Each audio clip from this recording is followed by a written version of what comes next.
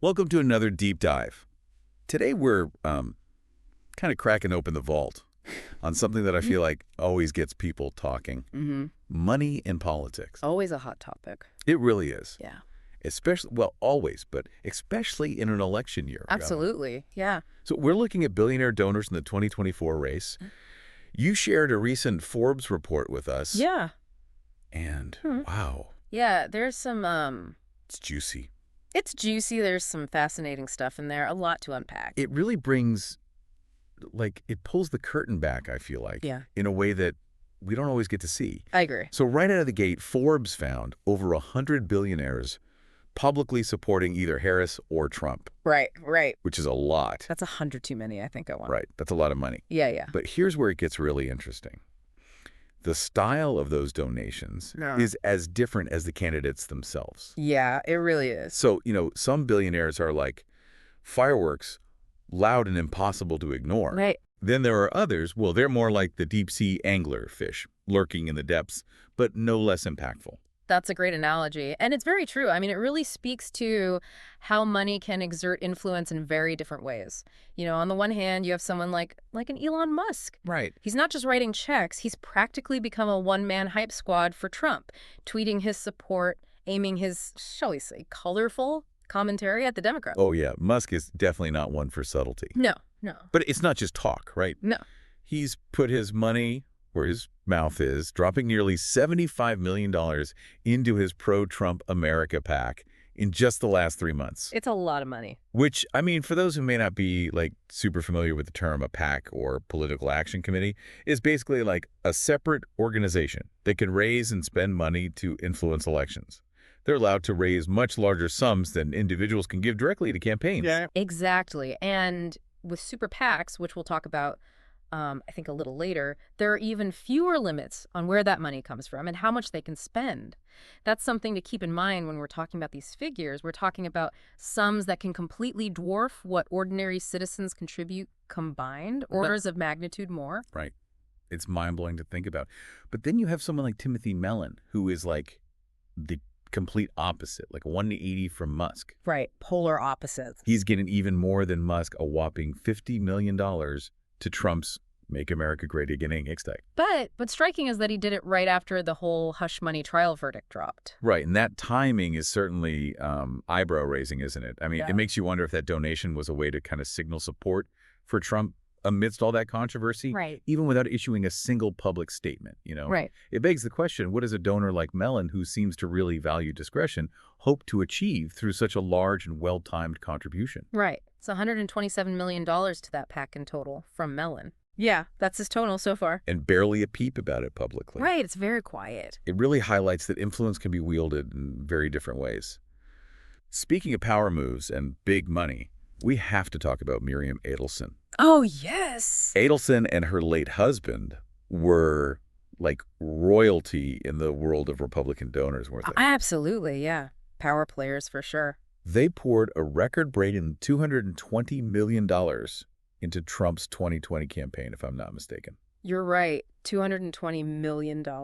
Huge. It's almost hard to fathom that kind of money, isn't it? Yeah, it's hard to even picture it.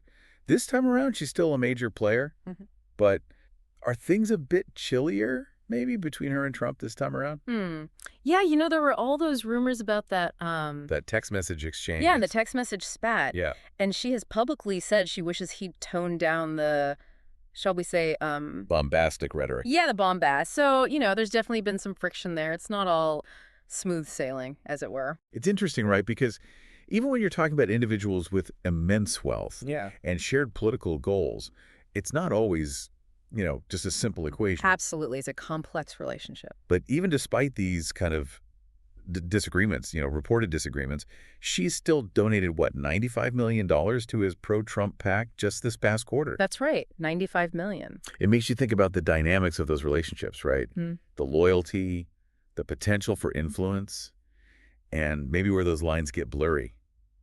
And speaking of loyalty and big personalities, we can't forget Linda McMahon. Oh, yeah. That's right. She's no stranger to fighting for what she believes in, both in the wrestling ring and in politics, right? That's right. The former CEO of WWE Right. definitely seems to enjoy the political scene. She's already donated over $15 million to Trump's PAC since just last summer. Wow. And it's worth noting, too, that she's not just writing checks from the sidelines. Right. I mean, McMahon has, sort of dipped her toes into the political waters before. Ran for Senate in Connecticut a couple of times, actually. That's right. So she's got some experience in the arena. It does make you wonder if her support for Trump, coupled with her previous political ambitions, could translate into a more prominent role, potentially, in a second Trump administration. It makes you wonder, yeah. Could a cabinet position be in her future? Right, exactly. I guess only time will tell. But for now, let's shift gears a little bit from Team Trump to Team Harris. Okay, yeah.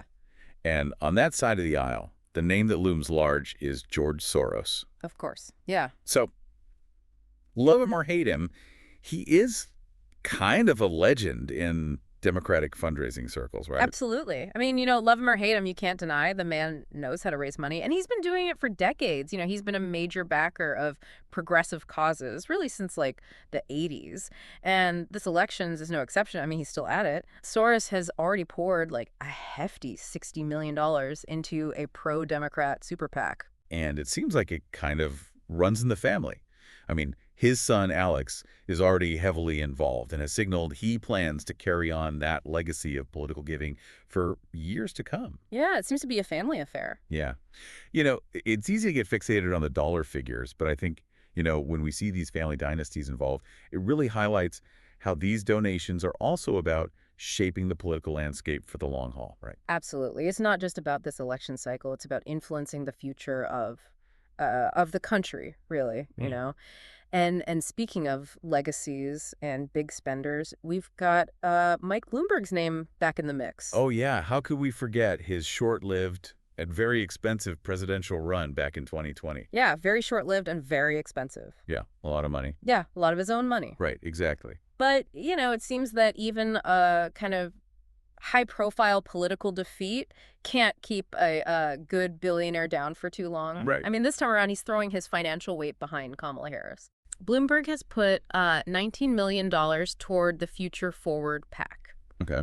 Now, they initially backed Biden, but obviously, after he decided not to run, they shifted focus and funds to Harris. Talk about putting your money where your candidate is, right? Right. It shows how fluid these political alliances can really be, always adapting to the ever-changing landscape of the campaign. It's a game. It's very strategic. Right. But he's not just, focusing all in one place, right? Yeah. Bloomberg's not putting all his eggs in one basket. He's also given generously to the House Majority PAC, which supports other Democrats running for Congress, as well as, I think it was $7 million to Everytown for gun safety. That's great, yeah. Which shows, gun control is still a very important issue to him.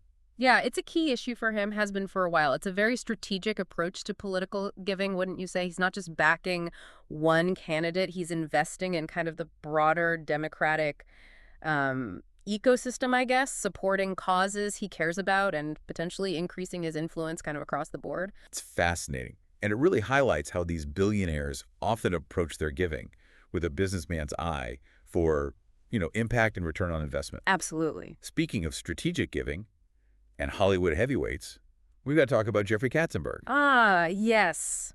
Katzenberg, a fascinating character. He's a prime example of how influence in politics can extend far beyond, just signing a check. Right. I mean, this is a guy who was, as you said, a Hollywood heavyweight, former Disney chairman, well-known political fundraiser. He brings a lot to the table. Right. Connections, insider knowledge, probably has the ear of some very powerful people. Oh, absolutely. He was one of Biden's campaign co-chairs, and he's actually maintained that role even after Biden dropped out and Harris stepped in, which, I mean, that speaks volumes. It really does. About his political savvy. Right. And the respect he commands. Absolutely. And while he might not be, as publicly outspoken as an Elon Musk, rumor has it that Katzenberg was one of the people who advised Biden that donor money was drying up after that, shall we say, less than stellar debate performance. Ouch. Yeah, that's got to hurt. Yeah. But it also shows the level of kind of access and influence that we're really talking about here. It makes you wonder, is Katzenberg, is he giving Harris some more advice now? And more importantly, is she listening? That's the big question, isn't it? Yeah. We'll have to see how that plays out. But even beyond those sort of personal connections, Katzenberg has a long history of putting his money where his mouth is. Right. I mean, he and his wife have donated over $30 million to various Democratic candidates and causes since I think it's the late 1980s. So, he's clearly committed to shaping the political landscape for the long haul. That's a pretty impressive track record. He's not new to this game. Not at all, no. And last but not least, on Team Harris, we have Arthur Blank. Now, he might be best known as the co-founder of Home Depot and the owner of the Atlanta Falcons, but he's also a significant player in the world of political giving. Right, and we should mention his philanthropy too, right? I mean, his family foundation has given away over $500 million to various causes over the years. So this is someone who clearly, giving back is in his DNA. And while he's been pretty under the radar with his political donations, you can see he's been quietly but steadily increasing his contributions, and they've all been to Democrats. It's interesting. We've got these billionaires who are almost celebrities in their own right. Right. And then you have someone like Blank, who's Right. clearly, Yeah. wielding significant influence, Right. but doing it in a much more understated way. Right. It begs the question, Yeah. what's the more effective strategy? Right. The big splash or the steady stream? It's a good question. Right. And, I don't think there's any easy answer to that. It probably varies depending on, the individual's goals, their personality, the specific political landscape they're operating in. Right. But what we can say with certainty is that all of these donations, regardless of how they're made or who they come from, Yeah. have the potential to really significantly impact the political landscape. Yeah. And that's what makes this whole topic, so fascinating. Yeah. And honestly, a bit unsettling. Oh, It's absolutely. easy to get lost in the dollar amounts and the personalities. But we have to remember, Right. this isn't just a game, right? No. I mean, these donations have real-world consequences. Real world impacts, absolutely. Right. And it's not just about who wins or loses an election. Right. Yeah. It's about how these donations shape policy, influence legislation, Exactly. and ultimately impact our lives, It's about power. Yeah. It's about who has the power to shape the country and how they use it. Right, like we talked about earlier with Mike Bloomberg and his support for gun control. He's poured millions into every town for gun safety. Yeah. And you can't deny they've been incredibly effective at pushing for stricter gun laws. Absolutely. Yeah, they've had a big impact. Yeah. That's a perfect example, really, of how a billionaire's, personal wealth can translate into actual, tangible policy changes that affect everybody. Right, and it makes you wonder, would those organizations have the same impact without that kind of financial backing? It's hard to say, right? Oh. I mean, it's a complicated question because there are a lot of factors at play. Yeah. But I think it's fair to say that, money amplifies their message, right? Right. It gives them a louder voice, a bigger platform, Right. more resources to advocate for their cause. So Yeah, it's like having a megaphone in a crowded room. exactly. And it makes you think about all the other, causes and organizations out there that might be doing really incredible work, but they don't have a billionaire benefactor, But- writing them a check. Right. And that's why it's so important, I think, to really pay attention to where this money's going, right? Yeah. How it's being used. Right. Because, at the end of the day, it's not just about the billionaires themselves. Right. It's about the impact that their wealth is having on our democracy, on our society, Our lives. Yeah, on our lives, exactly. So, what can we, Yeah. as regular non-billionaires, what can we actually do about this? Right. It's a good question. I know it feels very David and Goliath Yeah. sometimes. It's easy to feel powerless, I think, when you see these massive sums of money being thrown around. But, the most important thing we can do is stay informed, right? Yeah. Pay attention to who's funding these campaigns. Yeah. What are those donors advocating for? Right. How are those contributions shaping the political landscape? Knowledge is power, right? Yeah, I like that. So it's not just about voting in the elections. It's about being engaged citizens year-round, Right. holding our leaders accountable, demanding transparency, making sure that our voices are heard. Yeah, so, read those articles, support those organizations, Yeah. follow those watchdog groups, Yeah, every little bit helps, right? The more we understand about how the system works, the better equipped we are to actually push for changes that benefit everyone, Right. not just the wealthy and powerful. No, said. It's about kind of reclaiming our democracy. Yes. One conversation, one action at a time. I love that. And on that note, we've reached the end of our kind of deep dive Right. into the world of billionaire political donors. Fascinating world, isn't it? It is. It's kind of terrifying, but fascinating. Yeah. We unpacked, kind of the who, the what, and the why The why, yeah. of these massive contributions. And how they're connected, yeah. Right, all connected. And we saw how these different personalities and strategies. Right. Really come into play, and how these donations can have like a ripple effect, Great. influencing not just elections, but also policy and just the very fabric of our society. Absolutely. And as we head into this election season, Yes. Think about the role you want money to play in our democracy. That's a good point to end on. How much influence is too much? That's the question. And what are we willing to do about it? Exactly.